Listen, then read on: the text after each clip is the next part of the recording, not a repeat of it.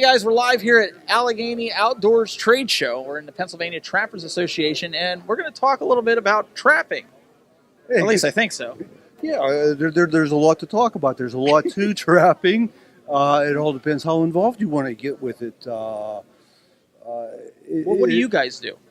We're mostly the coyote, the fox, raccoon type trappers. You got the water sets for the muskrats. If you can find muskrats anywhere right now, there seems to be an issue with muskrats reproducing. You need to go to my mother-in-law's pond. She has plenty of muskrats. I'm sure we could get somebody to come up here and take care of them for. And they are a nuisance, and trapping is probably the best way to control the muskrat population. I think they pulled a buddy of my wife's. He pulled like 10 of them out of there in a mink, and there's still probably more in there. Yeah, he's doing good. And what people don't realize is muskrats, they reproduce almost like rabbits do. They'll have a couple litters a year maybe, and they have large litters. So, yes, they can take over a pond real fast. So I never really got into the trapping thing yet, but we have one of our team members here. We've got Tom Baker. You do a lot of trapping. So what are some of the questions that you have for our gentleman here?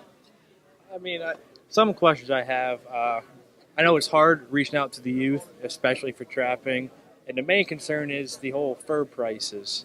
You know, you always hear fur prices are down, so I'm not trapping. To me, it's not about the money. It's about the thrill and the excitement you get setting your traps, checking traps day in and day out. Yes, I'm a hunter ed instructor, and when we do the trapping part of it, I tell these students, if you can hit a pie plate at 25, 50 yards with a bow or a rifle, you got yourself a deer. Try to get an animal to step on an 1.5-inch circle in the middle of the field. You're doing something. Exactly. It's a challenge. Yeah, definitely is. I don't think any of us trappers really do it for the money. We do it for the joy of getting outside. My experience with, and I don't want to knock hunting, but hunters versus trappers. Trappers seem to know a little bit more about conservation in the environment because they got to look for signs that the average hunter that goes out for a week or two doesn't have to. They wait for somebody to push a deer by. We have to look and see where the animals are, what they're eating, and the trails they're taking. Exactly. And as the thrill I get is getting calls from farmers getting, raccoons that are destroying their cornfields or their corn bins or this or that. And you get the privilege to go out and take care of that nuisance for them and plus still enjoy doing it. You know what I mean? To me, that is a huge. Oh, yes. And today with the traps, the modern traps that they have today, hurting an animal, you could I've released almost I could have released almost any animal that I caught. BMP, best management practices, and the way they've developed the traps with the offset jaws or with the rubber coated jaws, and even what gets us into a lot of farms that are having trouble with raccoons, they're afraid of their cats being caught, is a dog-proof trap. And we have one right over here, and it's near impossible for a dog to get caught in them, and you can set them right next to, you could actually set them in a barn if you wanted to. Yeah. That's actually my go-to trap here is the dog-proof. I choose the Z-traps. It's the push-pull trigger system. The reason I like them is you can hit the creek, you can hit the field, and you can set them. You can set them and go. You're not making sets. You're not wasting not wasting, but you're not consuming all that time when you can just, stake them here, stake them here. And also, not only with that trap, but the District 3 trappers, of the PA trappers, we actually have a trapping school. It's always held in September, right before trapping season.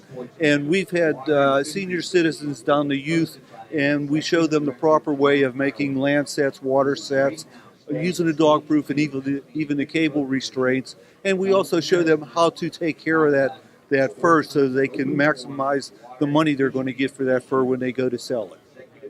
Yeah, exactly. All right, so one of the other things that you're doing is the Keystone Outdoor Show. Is that what it is? Well, we call it the Youth and Family Outdoor Show. We started it up at Keystone about 10 years ago, and it's to promote southwestern Pennsylvania and what families can do in the outdoors on a tank full of gas. It's a free event.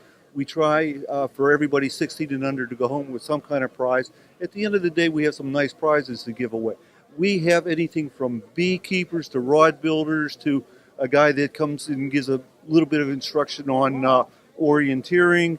We have a rough terrain rescue group that comes and demonstrates what they do in case somebody would get hurt out in the woods. Yeah. And they also try to recruit new members. All volunteer groups are looking for new members. Game Commission is there. They have a little display. They try to trap a bear for us. So if you've never seen a bear processed as far as getting a tattoo and ear tags, if the bear cooperates on the morning of the 6th, we have a bear there that the people would see what to do with.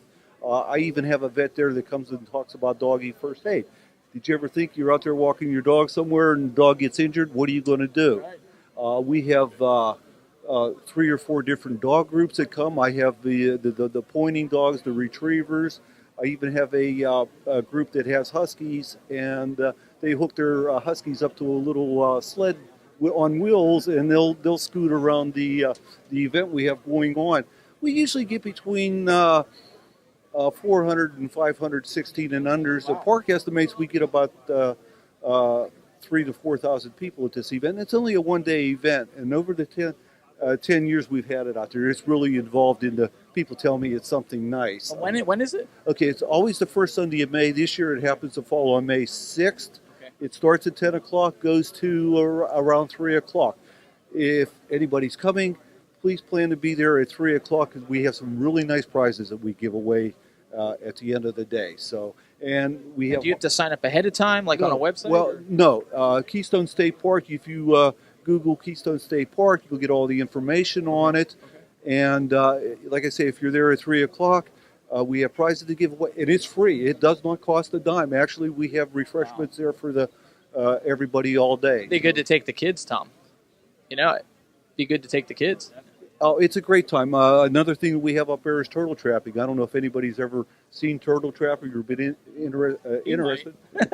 We have a black powder guy up there who talks about black powder.